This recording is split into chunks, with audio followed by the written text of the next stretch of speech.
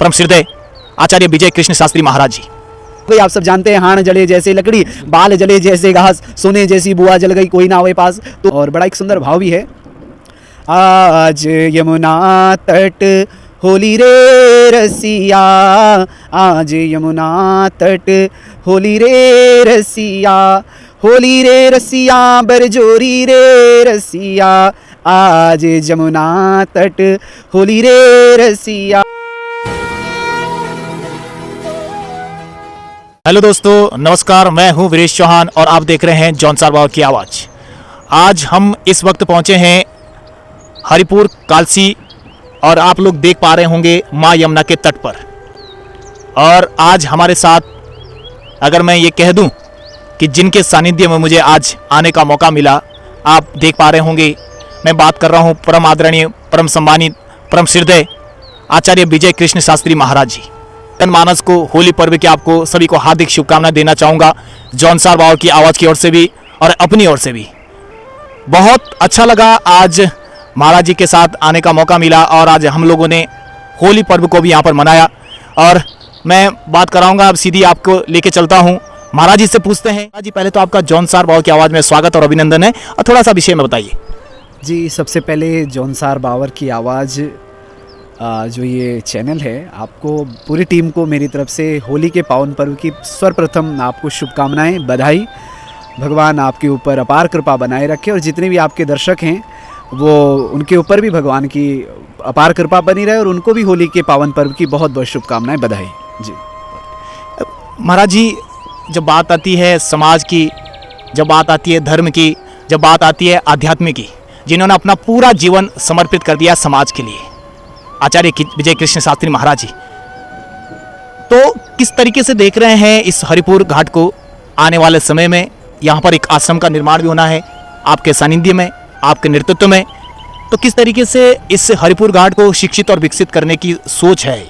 देखिए, हरिपुर घाट केवल आज विकसित हो ऐसा नहीं है, लेकिन हरिपुर घाट की जो महिमा है वो शास्त्रों में बहुत पुरातन से रही है। और हरिपुर जो है अपने में एक बहुत बड़ा तीर्थ क्षेत्र हुआ करता था।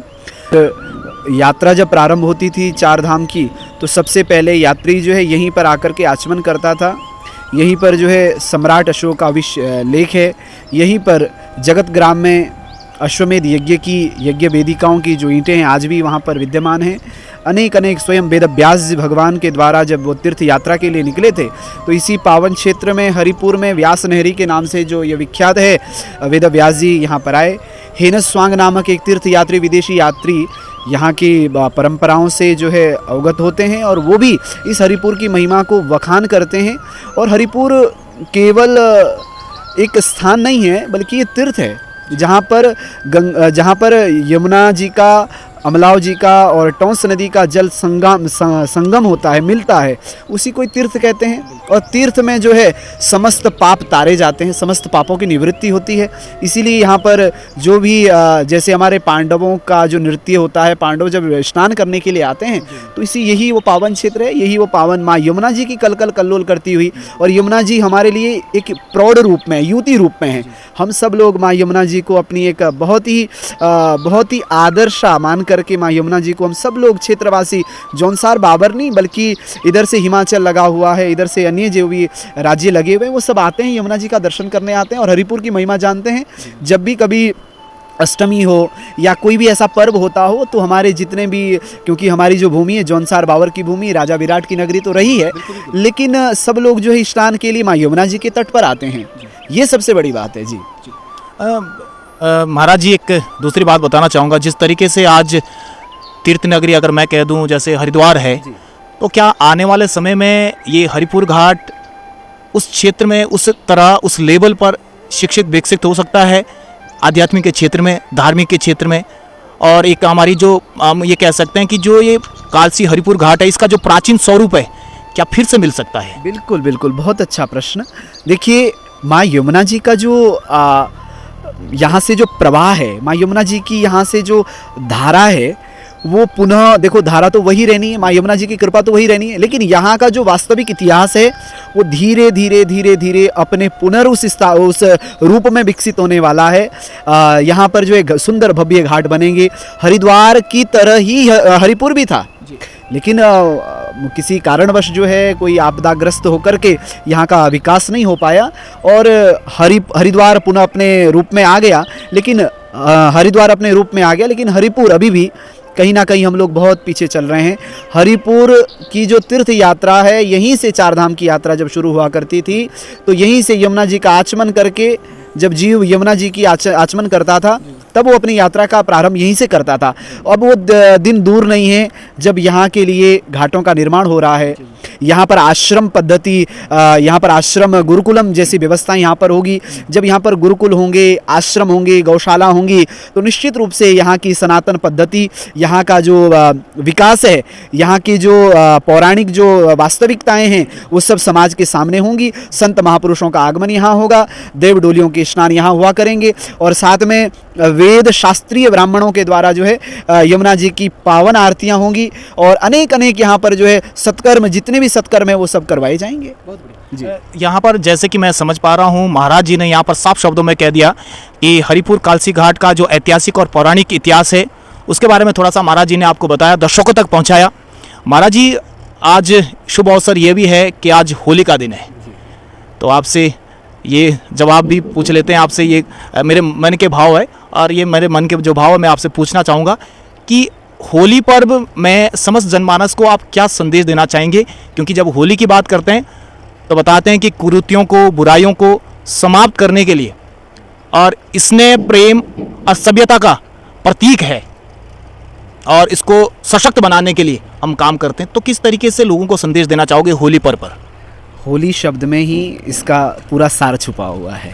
मतलब जो हम एक दूसरे के हो जाएं, एक दूसरे के लिए हम समर्पित हो जाएं, मतलब समस्त बुराइयों का त्याग करके, समस्त अधर्म का त्याग करके, समस्त विषयों का त्याग करके केवल और केवल हम होली के लिए मतलब मिलन हम करें। अपने समस्त ऐसे व्यसनों का त्याग करके हम आध्यात्म से मिलें, एक दूसरे को तिलक करें, एक दूसरे को अपने गले लगाएं, एक दूसरे को बधाई दें। यही होली का पावन पर्व है। भगवान श्री प्रहलाद जी महाराज जब भगवान नाम का आश्रय लेते थे, जब भगवान का जप करते थे, तो हिरण्यकश्यपु ने कहा कि अब इसको मारने की तो कोई नियुक्ति चाहिए। अधर्म रूपी हिरण्यकश्यपु जो है आपको मारता है, लेकिन आप धर्म रूपी राम नारायण का नाम आप लेते रहिए, जपते रहिए।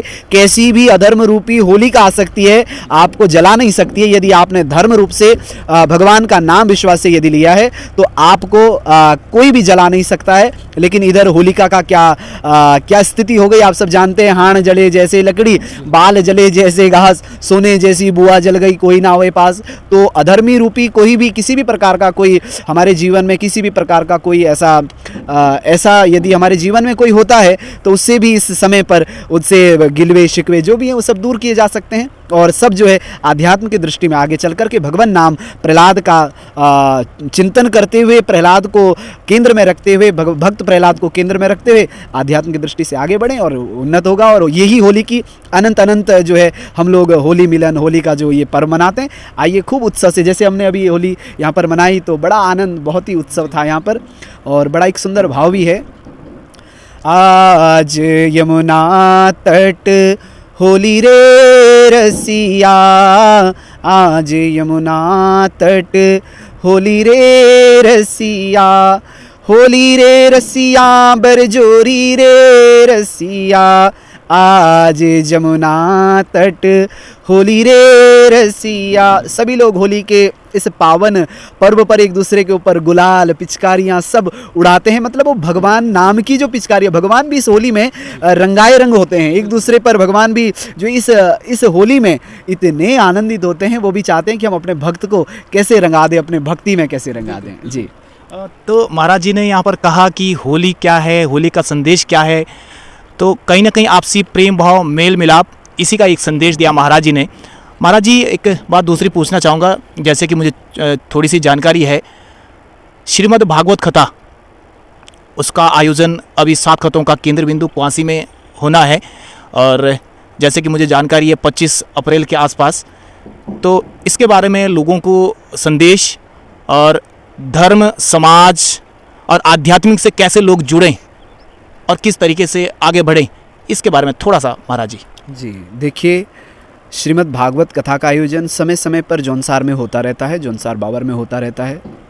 इस बार भी 25 अप्रैल से दिनांक 1 मई तक होने वाली श्रीमद् भागवत कथा ज्ञान यज्ञ का बहुत भव्य रूप से आयोजन होने जा रहा है और जिसका सीधा प्रसारण आपको लाइव भी दर्शन करने को मिलेगा और आप सभी लोग भी इसमें सम्मिलित हों, क्योंकि आध्यात्म की कथाएं हमारे जौनसार बावर में अब धीरे धीरे जो हमारा जौनसार बावर अग्रसर हो रहा है, अध्यात्म के क्षेत्र में आगे बढ़ रहा है।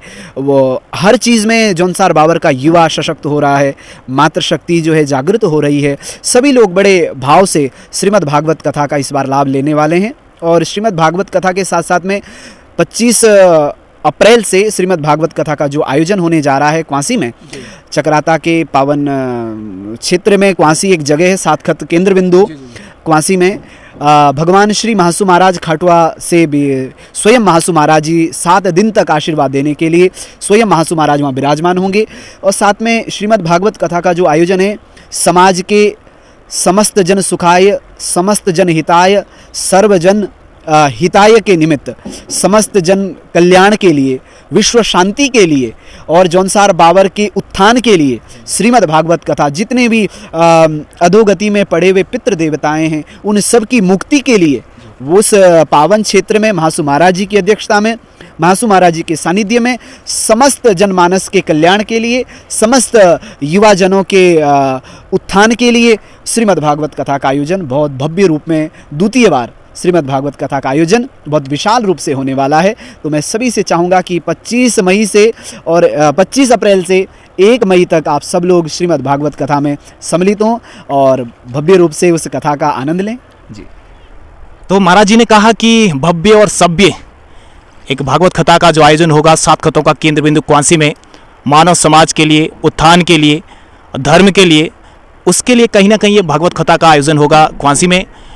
ये कुछ अभी महाराज जी ने हमको कहा, तो अभी हम लोग, आप लोग देख पा रहे होंगे, मैं कैमरामैन से एक बार निवेदन करूंगा, एक बार माँ यमुना के तट की जो धाराएं हैं उसको थोड़ा सा आप लोग दिखाएं कि जहाँ पर हम लोग अभी बैठे हैं ये हमारा परम सौभाग्य, और मेरा परम सौभाग्य इसलिए क्योंकि मैं आज कालसी हरिपुर घाट में पहुँचा और साथ ही साथ जो महाराज जी हैं उनके साथ मुझे आने का मौका मिला।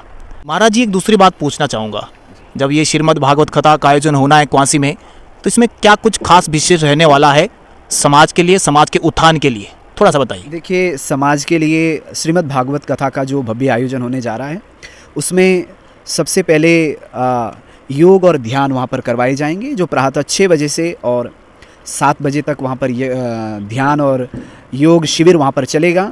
उसके बाद बटुक ब्राह्मणों के द्वारा, जौनसार बावर के ब्राह्मणों के द्वारा वहाँ पर यज्ञ होंगे, जो नित्य प्रति होंगे, जो रोज़ यज्ञ होंगे। और उसके बाद जो दिन की चर्या है, उसके बाद में जो है श्रीमद् भागवत कथा का आयोजन होगा और 4 बजे तक वो कथा चलेगी। उसके बाद दिल्ली से MBBS डॉक्टर और चंडीगढ़ से MBBS जो डॉक्टर हैं, जो अनेक विदेशों में भी जिन्होंने डॉक्टरेट की सेवा दी हैं, ऐसे हमारे डॉक्टर वहाँ पर उपस्थित भी होंगे और निःशुल्क वहाँ पर वो शिविर लगाएंगे कथा के उपरांत। उसके बाद स्वास्थ्य सेवाएं भी वहाँ पर दी जाएंगी और रात्रि में भजन संध्या का वहाँ आयोजन होगा। सांस्कृतिक जितने भी जौनसार बावर के कलाकार हैं हमारे, वो सब लोग आएंगे और महासु महाराज जी को अपनी अपनी सुमधुर वाणी से सभी भक्तों को उत्साहित करते हुए वहाँ पर समस्त जन कल्याण के लिए वहाँ पर आध्यात्म की ये कथा होने वाली है। और इसमें बहुत विशेष अन्य भी देवी देवताओं का आह्वान वहाँ पर हो रहा है। तो सभी लोग बड़े उत्साहित हैं और मैं चाहूँगा कि आप सब लोग 25 अप्रैल से और 1 मई तक का दिन जरूर निकालें। व्यापार मंडल क्वांसी ने बहुत सुनहरा ये अवसर दिया है, इसमें आप सब लोग सम्मिलित हों, उपस्थित हों और आप सब लोगों को एक बार पुनः होली की बहुत बहुत ढेर शुभकामनाएं। जय जय। आप लोग देख रहे हैं जौनसार बाबा की आवाज़, मैं हूं आपके साथ वीरेश चौहान। देखते रहिए जौनसार बाबा की आवाज़। महासु महाराज की जय।